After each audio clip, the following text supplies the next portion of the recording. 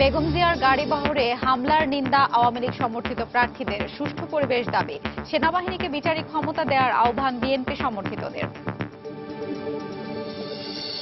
জাকার্তায় Afro Asia সম্মেলনের শেষ দিনে প্ল্যানারি সেশনের বৈঠক, সহসভাপতিত্ব করলেন শেখ হাসিনা। সিলেট শাহজালাল বিশ্ববিদ্যালয়ে শিক্ষকদের আন্দোলন অব্যাহত, কাল থেকে 2 মাসের ছুটিতে উপাচার্য, সিন্ডিকেটের বৈঠকে সিদ্ধান্ত। হাইকোর্টের নির্দেশনার পরও শিক্ষা প্রতিষ্ঠানে গড়ে ওঠেনি যৌন নিপীড়ন রোধে অভিযোগ কমিটি, হয়রানি প্রতিরোধে স্বতন্ত্র আইন করার তাগিদ নারী নেত্রীদের। এবং রাজধানীতে যানজটে প্রতিদিন গড়ে 7 ঘন্টা আটকে থাকে প্রতিটি যানবাহন, ভোগান্তিতে নগরবাসী, কার্যকর ব্যবস্থা নেওয়ার দাবি বিশেষজ্ঞদের।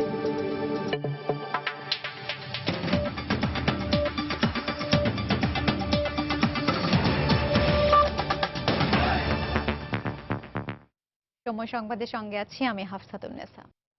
শুরুতেই সিটি কর্পোরেশন নির্বাচনের খবর।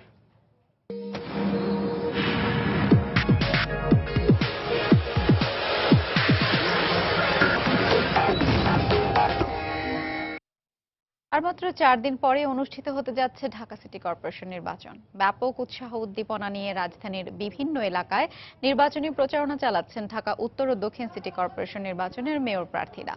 প্রচারণায় উভয় সিটির আওয়ামী লীগ সমর্থিত প্রার্থীরা নির্বাচনের সুষ্ঠু পরিবেশ দাবি করেন। অন্যদিকে বিএনপি সমর্থিত প্রার্থীরা সেনাবাহিনীকে বিচারিক ক্ষমতা দেওয়ার আহ্বান জানান। বৃহস্পতিবার সকালে রাজধানীর চাংখারপুল এলাকা থেকে নির্বাচনী প্রচারণা শুরু করেন ঢাকা দক্ষিণ সিটি কর্পোরেশনের আওয়ামী লীগ সমর্থিত মেয়র প্রার্থী সাইদ খোকন। এ সময় মেয়র নির্বাচিত হলে ঢাকাকে নতুন করে গড়ার প্রতিশ্রুতি দেন ভোটারদের। আমরা একটা শান্তিপূর্ণ অবস্থান চাই, সবাই আমরা একটা যত্নশীলভাবে থাকবো, সতর্কভাবে থাকবো, যাতে টেনশনটা ক্রিয়েট না হয়। আমরা একটা উৎসব মুখর পরিবেশে নির্বাচন করতে চাই। ঢাকাবাসীর যে ভোট রয়েছে, আমি মনে করি সন্তান হিসেবে আমার হক রয়েছে এবং আমার বিশ্বাস নগরবাসী আমাকে দোয়া দেবে এবং ভোট দিয়ে নির্বাচিত করবে। এদিকে দক্ষিণের আরেক প্রার্থী বিএনপি সমর্থিত মির্জা আব্বাসের পক্ষে তার স্ত্রী গণসংযোগ শুরু করেন হোলি ফ্যামিলি হাসপাতাল থেকে। পরে ঢাকা বিশ্ববিদ্যালয় এলাকা ও ঢাকা মেডিকেল কলেজ হাসপাতালে প্রচারণা চালান। এ সময় তিনি অভিযোগ করেন, কারচুপি করার জন্যই নির্বাচনে সেনাবাহিনীকে বিচারিক ক্ষমতা দেওয়া হচ্ছে না। বারবার বলেছিলাম আমরা ফুল ম্যাজিস্ট্রেটিভ পাওয়ার দিয়ে সেনাবাহিনী চাই এবং প্রত্যেকটা কেন্দ্রে সিসি ক্যামেরা চাই, কারণ আমরা ভোট ডাকাতিও করতে চাই না, কেউ ভোট ডাকাতি করুক আমরা সেই সুযোগটাও দিতে চাই না। আমরা চাই সবাই নিরপেক্ষ ভূমিকা পালন করুক এবং নিরপেক্ষভাবে যার যার ভোট, মূল্যবান ভোট প্রয়োগ করুক। ঢাকা উত্তর সিটিতেও প্রচারণায় ব্যস্ত সময় পার করেন প্রার্থীরা। আওয়ামী লীগ সমর্থিত প্রার্থী আনিসুল হক বিমানবন্দর এলাকা, বনানী, গুলশান এবং তেজগাঁও এলাকায় প্রচারণা চালান। এ সময় তিনি বেগম খালেদা জিয়ার গাড়িবহরে হামলার নিন্দা জানিয়ে নির্বাচনী পরিবেশ বজায় রাখার আহ্বান জানান। এই ঘটনাটির আমরা নিন্দা করছি। যিনি যে কারণেই এগুলো ঘটাচ্ছেন তিনি আমাদের কোনো ভালো করছেন না। বিশেষ করে আমি দেখছি যে অনেকে বলছে এটা সরকারি মদতপুষ্ট কেউ কেউ করছে, সেটি কিন্তু আমার ভোট কমাচ্ছে। আমি সেজন্যে আইন শৃঙ্খলাকারী বাহিনী এবং ইলেকশন কমিশনকে স্পষ্টভাবে অনুরোধ করছি যে আপনারা এর ব্যবস্থা নিন। অন্যদিকে একই এলাকার বিএনপি সমর্থিত প্রার্থী তাবিথা আওয়াল গোদারাঘাট ওভারব্রিজের নিচ থেকে মধ্যবাড্ডা লিং রোডে নির্বাচনী প্রচারণা চালান।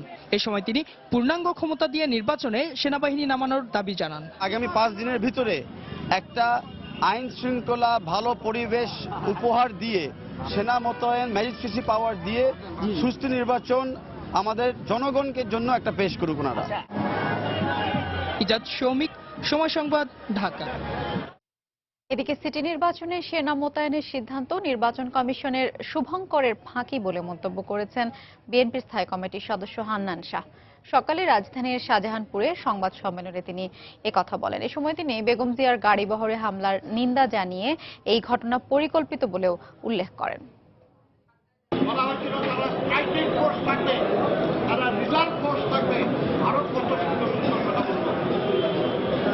এখন জানতে পারছি এটা শুভঙ্করের ফাঁকি। তারা বলছেন যে সেনাবাহিনী ক্যান্টনমেন্টেই থাকবে। এই সেনা মোতায়েনের যে কাহিনী রচনা করেছেন এটা আমাদেরকে ধোঁকা দেওয়ার জন্য করা হয়েছে। বেগম খালেদা জিয়ার উপর এবং ওনার গাড়ি বহরের উপর লকডাউন হামলা চালানো হয়েছে। এই সকল হামলা সম্পূর্ণ পূর্ব পরিকল্পিত। এদিকে অর্থমন্ত্রী আবুল মাল আব্দুল মুহিত বলেছেন, বেগম জিয়ার গাড়িবহরে হামলা তার প্রতি জনসাধারণের ক্ষোভের বহিঃপ্রকাশ। গতকাল জাতিসংঘ বাংলাদেশ মিশনে আওয়ামী লীগের নেতাকর্মীদের সাথে এক আলোচনা অনুষ্ঠানে অর্থমন্ত্রী বক্তব্য রাখেন। এ সময় তিনি আরো বলেন, বেগম জিয়া দেশের বিরুদ্ধে শত্রুতা করছেন। সিলিন্ডার তৈরি হলেই আমাদের একটা বড় need in that area is fulfilled. Use of gas for domestic consumption, domestic sort of cooking and all that, it's the worst possible use. এটা কোনো জাস্টিফিকেশন নাই এবং এটা আমরা বন্ধ করে দেব।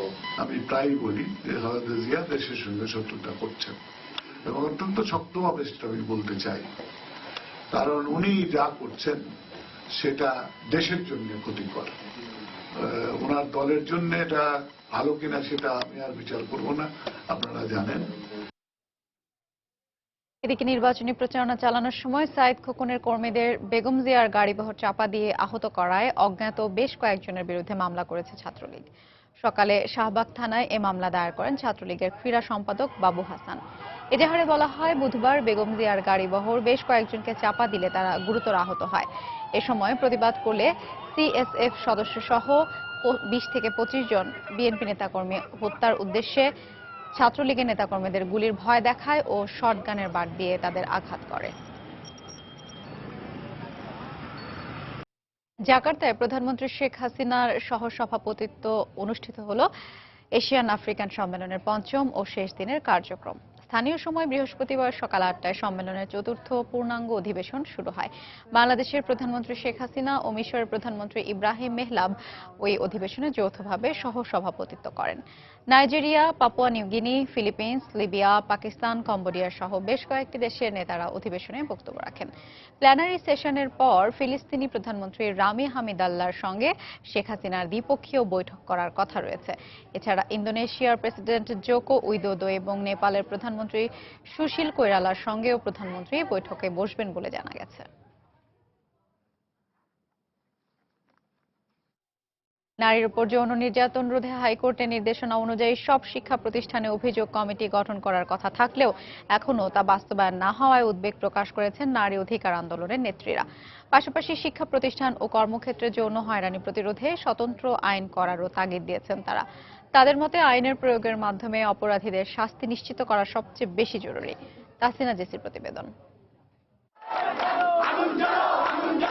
এক যুগেরও বেশি সময় আগে ঢাকা বিশ্ববিদ্যালয়ের শামসুন্নাহার হলে ছাত্রীদের উপর পুলিশি নির্যাতনের ঘটনায় যৌন নিপীড়ন বিরোধী এই আন্দোলন আমাদের সামনে উজ্জ্বল দৃষ্টান্ত হয়ে আছে।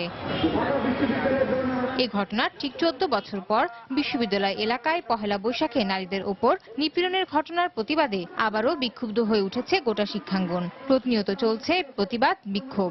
যখনই ঘটনাগুলো হয় তখন আশেপাশে আমাদেরকে হেল্প করার মতো কেউ থাকে না। ইভেন অনেক চিল্লাচিল্লির পর নর্মাল মানুষ তো আসেই না, পুলিশকেও ঠিক টাইমে পাওয়া যায় না। নির্দিষ্ট একটা দূরবর্তী স্থানে একটা একটা করে সেল থাকা উচিত, যাতে যে কোনো ধরনের হ্যারাসমেন্টের শিকার হলেই যারা ওখানে গিয়ে আপিল করতে পারে। শিক্ষাঙ্গন ও কর্মক্ষেত্রে যৌন নিপীড়ন রোধে হাইকোর্ট 2006, 2008 এবং 2009 সালে কয়েকটি দিক নির্দেশনা দিয়ে 3টি নীতিমালা জারি করেন। এই নীতিমালার আলোকে বিশ্ববিদ্যালয় মঞ্জুরি কমিশন সকল উচ্চশিক্ষা প্রতিষ্ঠানে অভিযোগ কমিটি গড়ে তোলার নির্দেশ দেন। কিন্তু অধিকাংশ শিক্ষা প্রতিষ্ঠান এখনো এই নির্দেশনা কার্যকর করেনি বলে অভিযোগ করেন নারী নেত্রীরা। সেখানে স্পেসিফিক বলা হয়েছিল একটা 24 ঘন্টা হটলাইন থাকবে, এখানে পুলিশ এক টহল দিবে, সেখানে একটা প্রতিরোধমূলক কমিটি করবে। এই কমিটি কিন্তু সেভাবে এখন পর্যন্ত সব জায়গা হয় না। ঢাকা ইউনিভার্সিটিও কিন্তু সেরকম কম্প্রিহেনসিভ একটা কমিটি হয় নাই। একেবারে যে একদম কেউ করেনি তা না, তবে যেভাবে হওয়া উচিত ছিল, যেভাবে এটার প্রতি সমর্থন দেওয়া উচিত ছিল সমস্ত প্রতিষ্ঠানগুলির, সেরকম ভাবে হয়নি। নারী নির্যাতন প্রতিরোধ সেল গঠনের পাশাপাশি প্রতিটি শিক্ষাঙ্গনকে নারী বান্ধব করে গড়ে তোলারও তাগিদ দেন তারা। সামাজিক আন্দোলনের প্রয়োজন আছে, একটা সাংস্কৃতিক কতগুলি জাগরণের ব্যাপার আছে এখানটায়। এই সংস্কৃতিটাই পাল্টাতে হবে, যেখানে এখন পর্যন্ত এই সমাজে বিশ্বাস করা হয় যে পুরুষরাই হচ্ছে নারীদেরকে নিয়ন্ত্রণ করবে। যৌন হয়রানি, নিপীড়ন এবং স্টকিং, উত্তক্তকরণ, এই বিষয়গুলো নিয়ে একটা কম্প্রিহেনসিভ আইন হওয়া প্রয়োজন। একই সাথে যৌন হয়রানির শিকার নারীদের সাক্ষী সুরক্ষা আইনে যথাযথ নিরাপত্তা দেবার উপর জোর দেন এই আইনজীবীরা। তাহসিনা জেসি, সময় সংবাদ, ঢাকা। সময় সংবাদে আরো থাকছে। বরগুনার পাথরঘাটায় একটি বেসরকারি সংস্থার বিরুদ্ধে কয়েক কোটি টাকা হাতিয়ে নেওয়ার অভিযোগ, সম্পত্তি বিক্রি করে টাকা ফেরতের আশ্বাস এক কর্মকর্তার। এবং ভারতে কৃষকের আত্মহত্যার প্রতিবাদে কংগ্রেস বিজেপির বিক্ষোভ, সংকট মোকাবেলায় যে কোনো পরামর্শ নিতে সরকার প্রস্তুত, জানালেন মোদি।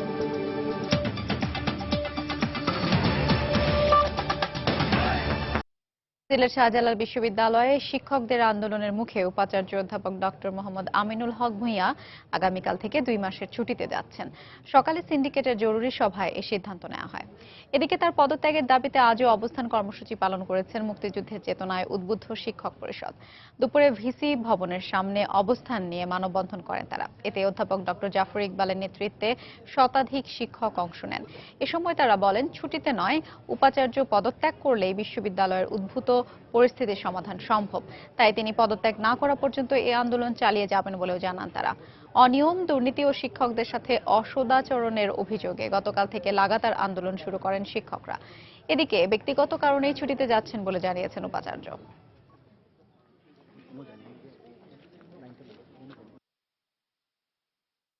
আমার পারিবারিক বিশেষ প্রয়োজনে আমি মহামান্য রাষ্ট্রপতির কাছে 2 মাসের জন্য ছুটি চেয়ে একটি আবেদন, সে আবেদন পাঠানোর জন্য সিন্ডিকেট এই ছুটিটি 24শে এপ্রিল থেকে 23শে জুন, অর্থাৎ 2 মাস কাল ঠিকই থাকলো।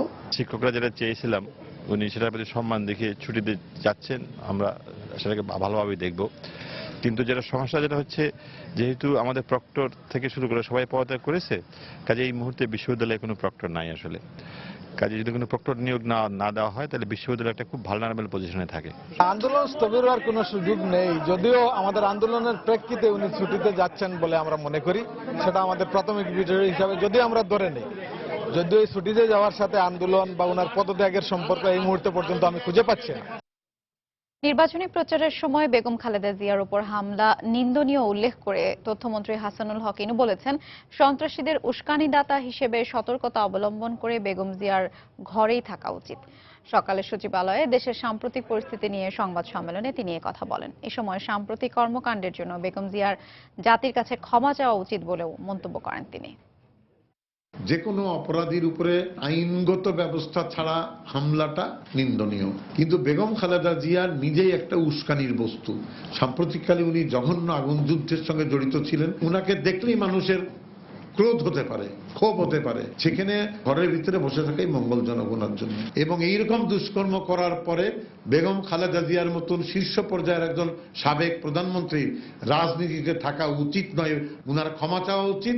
উনার বিরুদ্ধে প্রত্যেকটা পোড়া মানুষের হত্যাকাণ্ডের জন্য উনাকে দায়ী করে মামলা রুজু করা উচিত এবং তার বিচারের ব্যবস্থা করা উচিত। নির্বাচনে সেনা মোতায়েন নিয়ে কমিশনের আচরণ সন্দেহজনক বলে মন্তব্য করেছেন চট্টগ্রাম নগর বিএনপির সভাপতি আমির খসরু মাহমুদ চৌধুরী। দুপুরে নগরীর মেহেদীবাগে নিজ বাসভবনে দলীয় নেতাকর্মীদের সাথে বৈঠক শেষে সাংবাদিকদের সঙ্গে কথা বলেন তিনি। সেনাবাহিনী তো ক্যান্টনমেন্টে থাকেই, এটা তো ইসি আমাদেরকে বলার প্রয়োজন নেই। সেনাবাহিনীর বাসস্থান তো ক্যান্টনমেন্ট। যারা ক্যান্টনমেন্টে বসবাস করেন ওনারা যে ক্যান্টনমেন্টে থাকবে এটার জন্য ইসি আমাকে বলার তো প্রয়োজন নাই।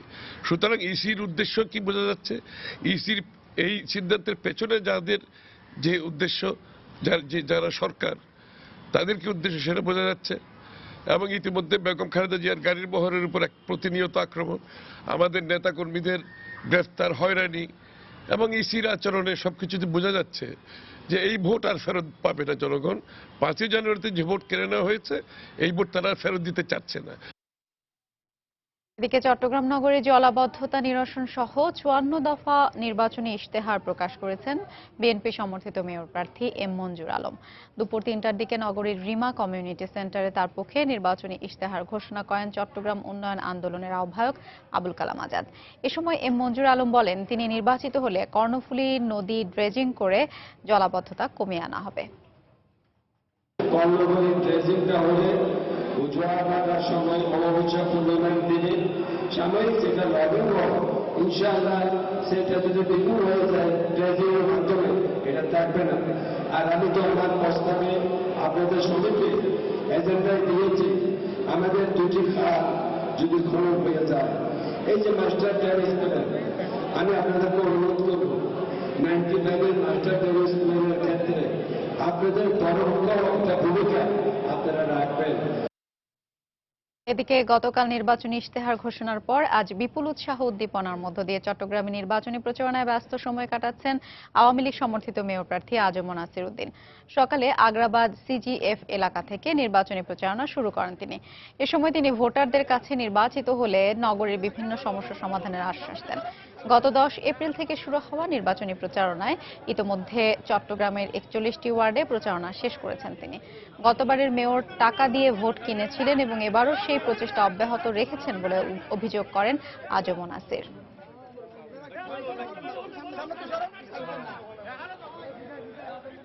বাংলাদেশে একটি স্বচ্ছ, অংশগ্রহণমূলক ও গ্রহণযোগ্য সিটি কর্পোরেশন নির্বাচন আয়োজনের আহ্বান পুনর্ব্যক্ত করেছেন জাতিসংঘের মহাসচিব বান কি মুন।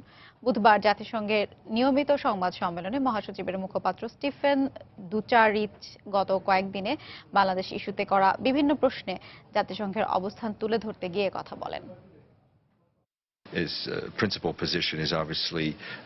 বাংলাদেশ বিষয়ে আমাকে বেশ কয়েকবার প্রশ্ন করা হয়েছে এবং বাংলাদেশ জাতীয়তাবাদী দল বিএনপির নেত্রী বেগম খালেদা জিয়ার গাড়িবহরে হামলার বিষয়েও অবহিত করা হয়েছে। আমরা এই ব্যাপারে সম্পূর্ণভাবে অবগত যে সংশ্লিষ্ট কর্তৃপক্ষ ঘটনাগুলো তদন্ত করছে। আমাদের মহাসচিব একটি স্বচ্ছ, অংশগ্রহণমূলক এবং গ্রহণযোগ্য নির্বাচনের আহ্বান পুনর্ব্যক্ত করেছেন। আর নির্বাচনী প্রচারণার স্বার্থে একটি নিশ্ছিদ্র ও নিরাপদ পরিবেশেই কেবলমাত্র সেটা সম্ভব বলেও মনে করেন তিনি। রানা প্লাজা দুর্ঘটনায় আহত ও নিহতদের পরিবারকে সহযোগিতার জন্য প্রধানমন্ত্রীর কার্যালয়ে আলাদা কোনো তহবিল নেই। প্রধানমন্ত্রীর ত্রাণ তহবিল থেকেই আর্থিক সহযোগিতা করা হয়েছে। প্রধানমন্ত্রীর কার্যালয়ের এক সংবাদ সম্মেলনে আজ কথা জানানো হয়েছে। প্রধানমন্ত্রীর কার্যালয়ের মহাপরিচালক প্রশাসন কবির বিন আনোয়ার জানান, 38 জন গুরুতর আহতের পরিবারের পারিবারিক সঞ্চয়পত্র হিসেবে 4 কোটি 10 লাখ টাকা, 806 জন নিহতের পরিবারকে 12 কোটি 52 লাখ 50 হাজার টাকা সহ বিভিন্ন খাতে মোট 22 কোটি 93 লাখ 58 হাজার টাকার সহায়তা প্রধানমন্ত্রীর ত্রাণ তহবিলের মাধ্যমে দেওয়া হয়েছে। তিনি আরও জানান, নিহত যে 11 জনকে শনাক্ত করা সম্ভব হয়নি তাদের মধ্যে 104 জনের ডিএনএ তথ্য পাওয়া গেছে। বাকি 62 জনের ডিএনএ তথ্য এখনো পাওয়া যায়নি। রানা প্লাজার দুর্ঘটনায় আহত এবং নিহত ব্যক্তিদেরকে সাহায্যার্থে মাননীয় প্রধানমন্ত্রী যে চেকটি প্রদান করেছিলেন সেই চেকে কিন্তু লেখা আছে ত্রাণ এবং কল্যাণ তহবিল। সেখানে রানা প্লাজা তহবিল নামে কিন্তু চেকে কোনো কিছু বলা নেই। এই নামে কোনো অ্যাকাউন্টও আমাদের নাই। এটা খুব ট্রান্সপারেন্ট একটা বিষয়। আমার মনে হয় এ নিয়ে বিতর্কের কোনো আসলে কোনো অবকাশ নেই। টিআইবি যে রিপোর্ট দিয়েছেন উনি কিসের ভিত্তিতে কমেন্টসটা দিয়েছেন? এখন বলা হচ্ছে যে 148 কোটি টাকা বা এত টাকা পিএম ফান্ডে জমা হয়েছে। তা আমি অনুরোধ করব সারা বিশ্বে আমাদের একটি ভাবমূর্তি ফিরিয়ে আনার জন্য এই যে আমরা টাকাগুলো দেওয়া হচ্ছে, বিদেশিরা কিন্তু এখন পর্যন্ত জানে না যে প্রত্যেকে টাকা পাচ্ছে মিনিমাম 20 লাখ টাকা থেকে 75 লক্ষ টাকা পর্যন্ত। এটি কিন্তু একটা বিরাট একটা পজিটিভ মেসেজ হতে পারে আমাদের জন্য। আগামী 25 এপ্রিল শনিবার 6 মাস থেকে 5 বছর বয়সী দেশের 2 কোটি 15 লাখ শিশুকে ভিটামিন এ প্লাস ক্যাপসুল খাওয়ানো হবে। জাতীয় ভিটামিন এ প্লাস ক্যাম্পেইন উপলক্ষে সচিবালয়ের সংবাদ সম্মেলনে স্বাস্থ্য প্রতিমন্ত্রী জাহিদ মালেক এ তথ্য জানান। তিনি জানান, ওই দিন বাসস্ট্যান্ড, লঞ্চঘাট, বিমানবন্দর, রেল স্টেশন সহ সারা দেশে 1,20,000 স্থায়ী এবং 20,000 অস্থায়ী কেন্দ্রের মাধ্যমে শিশুদের এই ক্যাপসুল খাওয়ানো হবে। বছরে 2 বার ভিটামিন এ ক্যাপসুল খাইয়ে আমরা অন্ধত্ব প্রতিরোধ করতে পারি, শিশুদের দেহের স্বাভাবিক বৃদ্ধি নিশ্চিত করতে পারি, সকল ধরনের মৃত্যুর হার 24% কমিয়ে আনতে পারি। আগামী 25 এপ্রিল সকাল 8টা থেকে বিকাল 4টা পর্যন্ত কেন্দ্র খোলা থাকবে। রাজধানী ঢাকায় দিন দিন যানজট বেড়েই চলেছে। বিশেষজ্ঞরা বলছেন, রাজধানীতে প্রতিদিন গড়ে প্রতিটি যানবাহনকে 7 ঘন্টা যানজটে আটকে থাকতে হয়। ঘন্টার পর ঘন্টা এসব যানজটে আটকে থাকা ভুক্তভোগী মানুষগুলোর নাভিশ্বাস যেন নিত্যসঙ্গী। রাস্তা সম্প্রসারণ, কার্যকর ফ্লাইওভার নির্মাণ এবং অবৈধ ফুটপাত ও পার্কিং উচ্ছেদ সহ কর্তৃপক্ষের দায়িত্বশীল আচরণ এ সমস্যার সমাধান করতে পারে বলে মনে করছেন বিশেষজ্ঞরা। রিপোর্ট কামরুজ্জামান মামুনের। 1926 সালে কবিগুরু শেষ যেবার ঢাকায় এসেছিলেন মুগ্ধ হয়েছিলেন তিনি। তবে আজকের যানজটের নগরী ঢাকা দেখলে নিশ্চয়ই তিনি হতেন বিস্মিত। বিশেষজ্ঞের ভাষ্য অনুসারে প্রতিদিন যানজটের কারণে গড়ে 7 ঘন্টা আটকে থাকে প্রতিটি যানবাহন, আর তাতে বাৎসরিক ক্ষতি হয় 34 থেকে 42 হাজার কোটি টাকা। আয়তনের তুলনায় অনেক বেশি সড়কের রাজধানীতে মোট যানবাহনের 80% প্রাইভেট কার। এছাড়া ঢাকায় মোট 20টি রেল ক্রসিং পয়েন্টে প্রতিদিন রেলগাড়ি চলে 72টি, আর তাতেও যানবাহন আটকে থাকে গড়ে 6 ঘন্টা। তবে ক্ষমতা পরিবর্তনের পালায় আসে নতুন মুখ, আসে নতুন প্রতিশ্রুতি। তাতে কি ভাগ্যের তো আর পরিবর্তন ঘটে না যানজটের ছোবলে নাকাল রাজধানীবাসীর? তোমার আজকে পরীক্ষায় আসতেছি, 1-1.5 ঘন্টা আগে বাসা থেকে বের হচ্ছি, কিন্তু আস্তে আস্তে 1 ঘন্টা 10 মিনিটের রাস্তা 1 ঘন্টা লেগে যাচ্ছে। ছোট গাড়িগুলো লেগে বেশি জামটা লাগে, প্রাইভেট গাড়ি লেগে। এই গাড়িগুলো যদি মনে করেন শিডিউল অনুযায়ী থাকতো, এই সময় অফিসের গাড়িগুলো নামবে বা এই সময় কলেজের গাড়িগুলো নামবে, সেক্ষেত্রে আর কি সুবিধা হইতো। আমাদের দেশে আইন আছে, কার্যকারিতার অনেক অভাব আছে। আজকের ব্যাপার না, সবাই তো এরকম বহুত রকমের অঙ্গীকার করছে, জাতীয় নির্বাচনের আগে এরকম অঙ্গীকার আছে, কিন্তু সমস্যা দিন দিন বাড়তেই আছে। যানজট নির্ভর সমাজ ব্যবস্থায় অচল হয়ে পড়ছে উন্নয়নের চাকা, আর তার দীর্ঘমেয়াদী প্রভাবে প্রতিযোগিতার দৌড়ে পেছনে পড়তে হতে পারে বাংলাদেশকে। মতামত এই বিশেষজ্ঞের। পথচারী বান্ধব নগরী তৈরি করার যে স্ট্র্যাটেজিক ট্রান্সপোর্ট প্ল্যান, সেটিকে জরুরি কার্যকর করা, প্রাইভেট গাড়ি নিয়ন্ত্রণ, গণপরিবহন ব্যবস্থাকে সুসজ্জিত করা এবং পথচারী বান্ধব করে বিপুল মানুষকে চলাফেরায় সহজলভ্য করা, এই 3টি কাজ করলেই যানজট প্রায় 50% কমে যাবে। যানজট যন্ত্রণা উত্তরণে 2001 সালে প্রণীত হয় ঢাকা যানবাহন সমন্বয় বোর্ড আইন। তার 14 বছর পরও আইনের কতটুকু সুফল পাচ্ছেন সাধারণ মানুষ, সে প্রশ্ন নিশ্চয়ই অবান্তর। কামরুজ্জামান মামুন, সময় সংবাদ, ঢাকা। আগামী জুন মাসে ঢাকা এলিভেটেড এক্সপ্রেসওয়ে এবং অক্টোবর মাসে পদ্মা সেতুর মূল অবকাঠামোর নির্মাণ কাজ শুরু হবে বলে জানিয়েছেন সড়ক পরিবহন ও সেতুমন্ত্রী ওবায়দুল কাদের। বিকেলে সচিবালয়ে এক সভায় সাংবাদিকদের এ তথ্য জানান তিনি। এদিকে বর্ষা মৌসুমের আগেই দেশের সকল জেলা ও আঞ্চলিক সড়কের মেরামত কাজ শেষ করার জন্য সংশ্লিষ্টদের নির্দেশ দেন তিনি। যে কোনো মূল্যে বর্ষা, ভরা বর্ষা, রমজান আসার আগেই জেলা সড়কগুলোতে যে প্রবলেম আছে, যেখানে যেখানে আছে, সেগুলো যেন অ্যাটলিস্ট এই মুহূর্তে মেরামতের কাজটি সম্পূর্ণ হয়। কোনো অবস্থা যেন কোথাও ফাটল, কোথাও যেন রাস্তা যেন বড় বড় গর্ত, এই গর্তগুলো যেন না থাকে। এ ব্যাপারে আমি খুব কঠোরভাবে বিষয়টি আপনাদেরকে নির্দেশ দিচ্ছি। বৈশাখের শুরুতেই গরমে অতিষ্ঠ হয়ে উঠেছেন রাজশাহী অঞ্চলের মানুষ। পরিবেশবিদরা বলছেন পদ্মায় পানি না থাকায় গরমের প্রভাব পড়েছে বেশি। অন্যদিকে ঘন ঘন লোডশেডিং উচ্চ মাধ্যমিক পরীক্ষার্থীদের ভোগান্তি বাড়িয়ে দিয়েছে দ্বিগুণ। তবে বিদ্যুৎ উন্নয়ন বোর্ডের কর্মকর্তাদের দাবি এখন কোনো লোডশেডিং নেই। আব্দুল সালামের তোলা ছবিতে বিস্তারিত জানাচ্ছেন সাইফুর রহমান রকি। পদ্মা শুকিয়ে এখন অনেকটাই মরুভূমিতে পরিণত হয়েছে। দু একটি পয়েন্টে হাঁটু পানি থাকলেও প্রমত্তা এই নদীর বুকে এখন বিস্তীর্ণ চর জেগেছে। ক্রমেই নদীর বালি উত্তপ্ত হয়ে মরুকরণ প্রক্রিয়া শুরু হয়েছে, যার প্রভাব পড়েছে রাজশাহী ও এর আশেপাশের এলাকাগুলোতে। তাই এসব জায়গায় গরম বেশি অনুভূত হয়, এমনটাই বলছেন পরিবেশবিদরা। পদ্মা নদীতে গেলে এই সময় আপনি মনে হবে যেন আপনি অনেকটা ছোটখাটো মরুভূমির মধ্যেই আছেন। এটাতে লোকাল ফ্যাক্টর, এখানে বালি উত্তপ্ত হয়ে বাকি অংশটা যোগে, ফলে আমাদের এই অঞ্চলে, রাজশাহী বলে না, রাজশাহী অঞ্চল, আপনি দক্ষিণে যান চারঘাট, এই সব পুরো অঞ্চলই, এমনকি লালপুর, সব পুরো জায়গাতেই একটু বেশি গরম হয়। এদিকে অতিরিক্ত গরমে যখন দিশেহারা নগরবাসী, তখন নতুন যন্ত্রণা হিসেবে দেখা দিয়েছে লোডশেডিং। এতে সাধারণ মানুষের পাশাপাশি বিপাকে পড়েছে উচ্চ মাধ্যমিক পরীক্ষার্থীরা। আমরা লোডশেডিং এর কারণে মনোযোগ দিয়ে পড়ালেখা করতে পারছি না, এর কারণে আমাদের পড়ালেখা কনসেন্ট্রেট থাকছে না। এই যে রোদের যে গরমটা পুরোপুরি আমাদের শহরের উপর আসে পড়তেছে। প্রচন্ড গরম, মানে গরমে খুব অস্বস্তি বোধ করি আমরা। পুরো পদ্মাটাই মানে শুকিয়ে গেছে আমাদের, এই বালুর তাপে মানুষের সমস্যা, গাছপালাও নাই। অন্যদিকে যান্ত্রিক ত্রুটির কারণে কিছু সময় বিদ্যুতের সেবা থেকে গ্রাহকরা বঞ্চিত হলেও এটিকে লোডশেডিং বলতে নারাজ বিদ্যুৎ উন্নয়ন বোর্ডের কর্মকর্তারা। মাঝে মধ্যে যে শহরের মধ্যে বিদ্যুৎ বন্ধ দেখা যায়, সেটা মেইনটেনেন্স কাজের জন্য বন্ধ করা হয়। সেটা খুবই সাময়িক, হয়তো 5 মিনিট, 10 মিনিট, 15 মিনিট বা আধা ঘন্টা, এর উপর নয়। জেলায় প্রতিদিন গড়ে 112 মেগাওয়াট বিদ্যুতের প্রয়োজন হয় বলে জানিয়েছে বিদ্যুৎ উন্নয়ন বোর্ড। 62 সাইফুর রহমান রকি, সময় সংবাদ, রাজশাহী। নেত্রকোনার হাওড় অঞ্চলে এখন পুরো দমে চলছে বোরো ধান কাটা ও মাড়াই উৎসব। মৌসুমের শেষ দিকে শিলাবৃষ্টিতে কিছু ধানের জমি ক্ষতিগ্রস্ত হলেও সামগ্রিকভাবে লক্ষ্যমাত্রার চেয়ে বেশি উৎপাদন আশা করছে কৃষি বিভাগ। এদিকে মহাজনদের ঋণের দায় মেটানো এবং অর্থাভাবে প্রান্তিক কৃষকদের অনেকেই কম দামে ধান বিক্রি করছেন মাঠেই। জেলা প্রতিনিধি আলপনা বেগমের পাঠানো তথ্য ও ছবি নিয়ে ডেস্ক রিপোর্ট। নেত্রকোনার খালিয়াজুড়ি, মদন ও কলমাকান্দা উপজেলার হাওড় অঞ্চলের দিগন্তজোড়া ফসলের মাঠ। স্বপ্নের ধান পাকায় কৃষকরা এখন শ্রম দিচ্ছেন ফসল ঘরে তুলতে। ব্যস্ততা তাই ধান কাটা ও মাড়াইয়ে।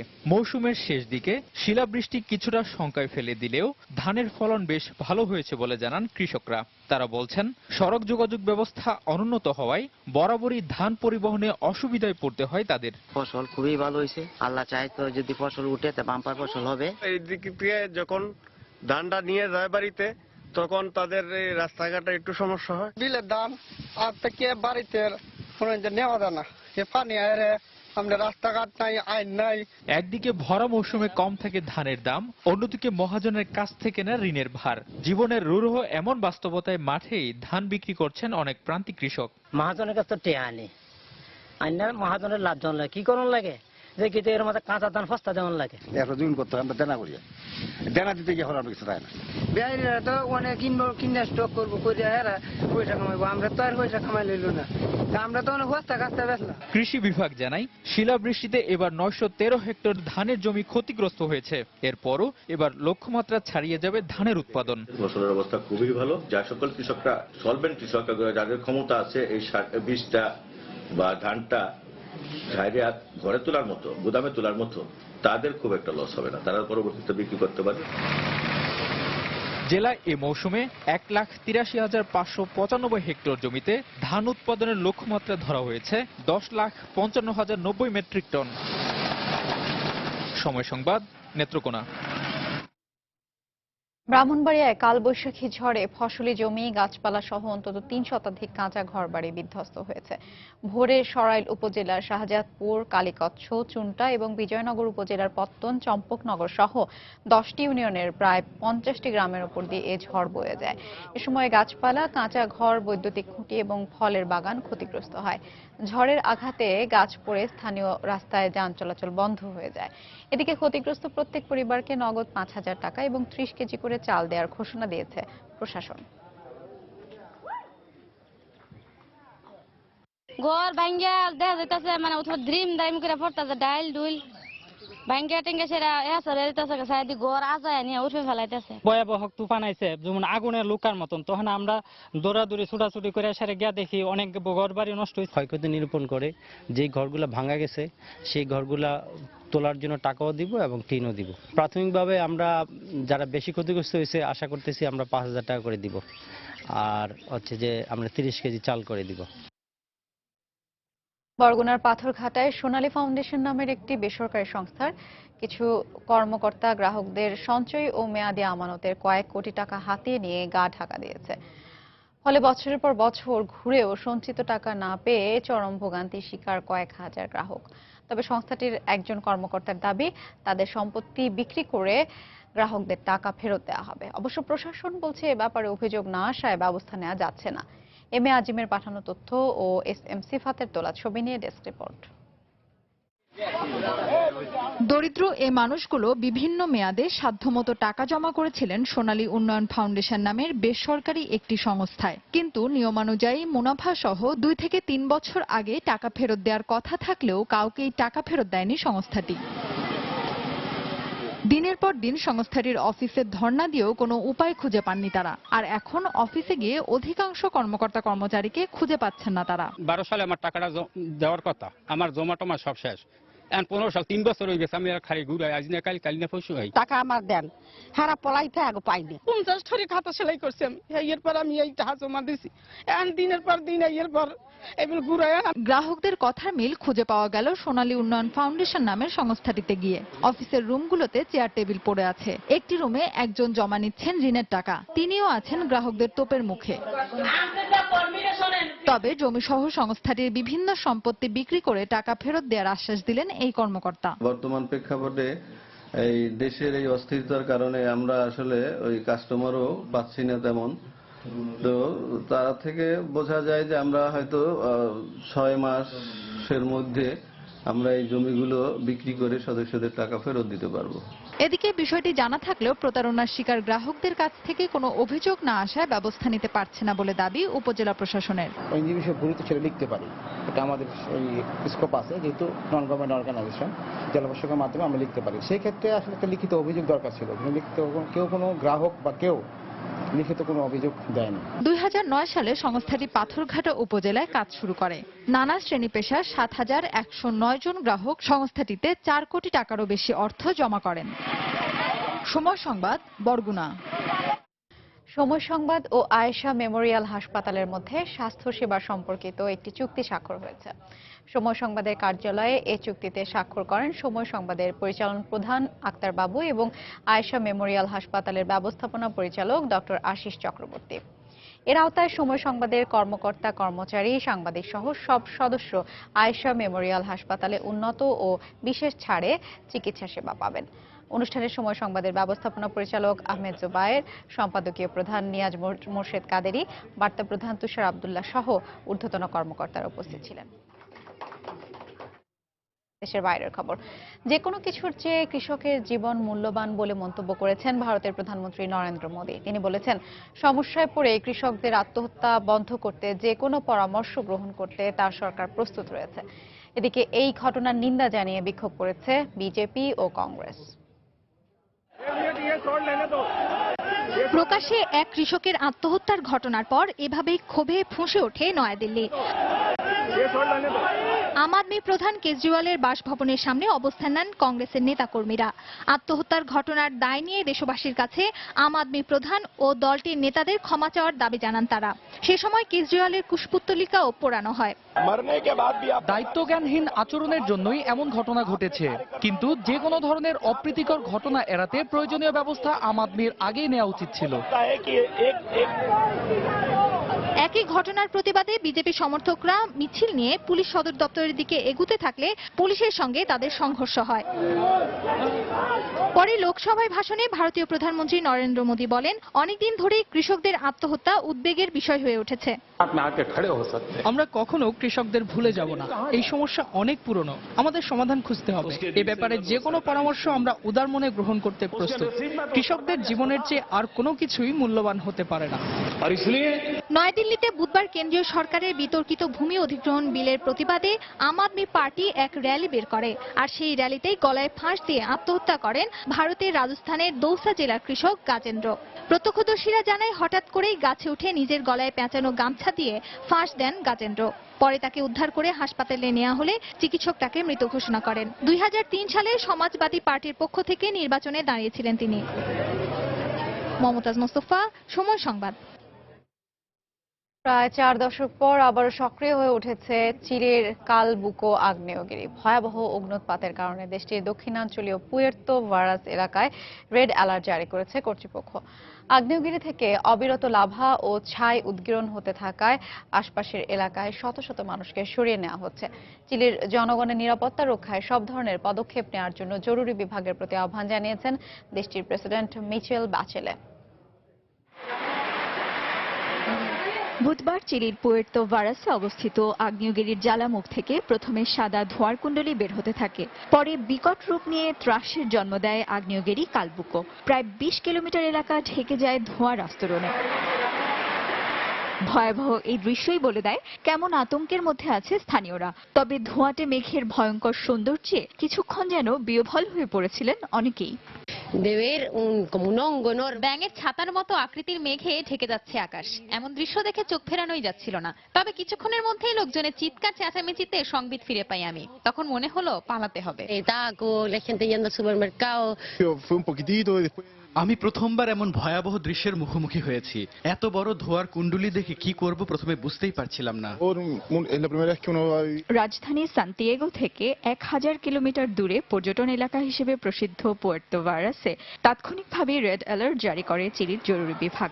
কাছাকাছি অবস্থিত পুয়ের্তো মন্টের লাতাম বিমানবন্দর থেকে সব ধরনের ফ্লাইট চলাচল বাতিল ঘোষণা করা হয়। যত দ্রুত সম্ভব ওই এলাকা খালি করে স্থানীয়দের নিরাপত্তা রক্ষার জন্য সব ধরনের পদক্ষেপ নেওয়ার নির্দেশ দিয়েছেন দেশটির প্রেসিডেন্ট।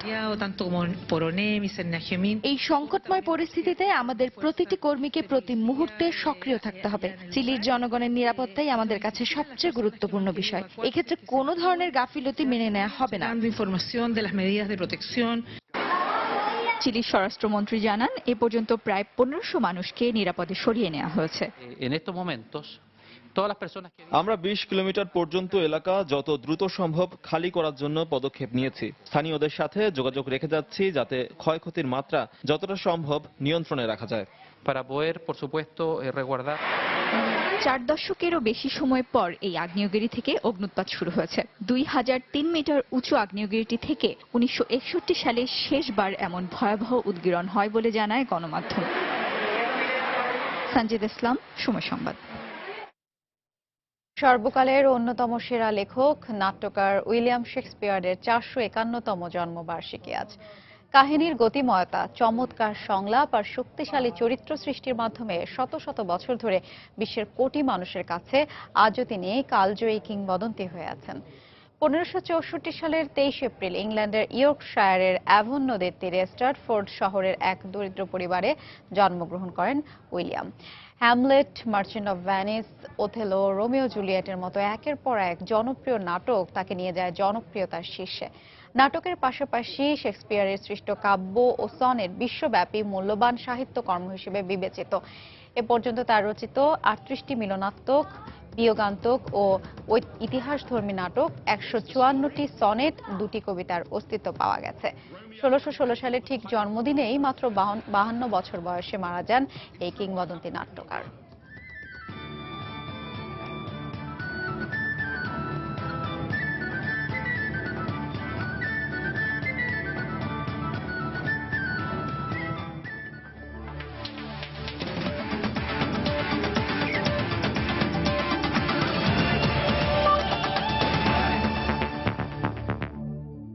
উয়েফা চ্যাম্পিয়ন্স লিগের খবর। নাটকীয় ম্যাচে নগর প্রতিদ্বন্দ্বী অ্যাটলেটিকো মাদ্রিদকে হারিয়ে সেমিফাইনালে বর্তমান চ্যাম্পিয়ন রিয়াল মাদ্রিদ।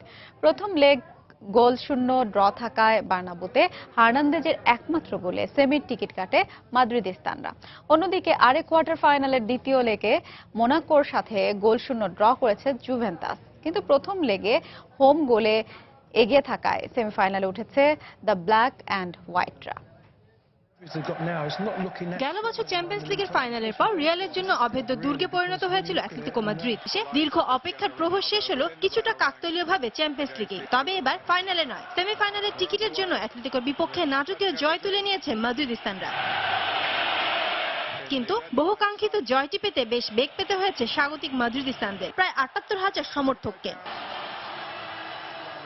অন্যদিকে প্রথম লেগে মোনাকোর বিপক্ষে 1-0 গোলে এগিয়ে থেকে স্টেড লুইস স্টেডিয়ামে দ্বিতীয় লেগে কিছুটা রক্ষণাত্মক সফরকারী জুভেন্টাস। আর গোলের জন্য মরিয়া মোনাকো আক্রমণ সানাতে থাকে সফরকারীদের গোলমুখে, কিন্তু ব্যর্থ হয় জুভেন্টাসের রক্ষণ দুর্গে ফাটল ধরাতে। উল্টো ম্যাচের শেষ মুহূর্তে পিরলোর ফ্রি কিক গোলবারে না লাগলে লিড নিতে পারত সফরকারীরা। শেষ পর্যন্ত পুরো ম্যাচে কোনো গোল না হলে প্রথম লেগের 1 গোলের সুবাদে দীর্ঘ 12 বছর পর চ্যাম্পিয়ন্স লিগের টিকিট পায় Italian giant Juventus. Shayla Parvin, Somoy Sangbad. এ পর্যায়ে শীর্ষ সংবাদগুলো জানিয়ে দিচ্ছি আরেকবার। বেগম জিয়ার গাড়ি বহরে হামলার নিন্দা, আওয়ামী লীগ সমর্থিত প্রার্থীদের সুষ্ঠু পরিবেশ দাবি, সেনাবাহিনীকে বিচারিক ক্ষমতা দেওয়ার আহ্বান বিএনপি সমর্থিতদের। জাকার্তায় আফ্রো এশিয়া সম্মেলনের শেষ দিনে প্ল্যানারি সেশনের বৈঠক, সহ সভাপতিত্ব করলেন শেখ হাসিনা। সিলেট শাহজালাল বিশ্ববিদ্যালয়ে শিক্ষকদের আন্দোলন অব্যাহত, কাল থেকে 2 মাসের ছুটিতে উপাচার্য, সিন্ডিকেটের বৈঠকে সিদ্ধান্ত। হাইকোর্টের নির্দেশনার পরও শিক্ষা প্রতিষ্ঠানে গড়ে ওঠেনি যৌন নিপীড়ন রোধে অভিযোগ কমিটি, হয়রানি প্রতিরোধে স্বতন্ত্র আইন করার তাগিদ নারী নেত্রীদের। এবং রাজধানীতে যানজটে প্রতিদিন গড়ে 7 ঘন্টা আটকে থাকে প্রতিটি যানবাহন, ভোগান্তিতে নগরবাসী। কার্যকর ব্যবস্থা নেওয়ার দাবি বিশেষজ্ঞদের। এই ছিল এখনকার মতো। যে কোনো খবর পেতে ভিজিট করুন সময়.নিউজ.টিভি। যে কোনো বাংলা লিংক, রবি ও সিটিসেল নম্বর থেকে সময় সংবাদের খবর, অনুষ্ঠান সম্পর্কে জানতে এবং যে কোনো তথ্য সময় সংবাদকে জানাতে ডায়াল করুন 16242 নম্বরে। এছাড়া এইমাত্র পাওয়া খবর আপনার মোবাইলে পেতে SMS করুন *BN লিখে পাঠিয়ে দিন 16242 নম্বরে। সঙ্গে থাকুন।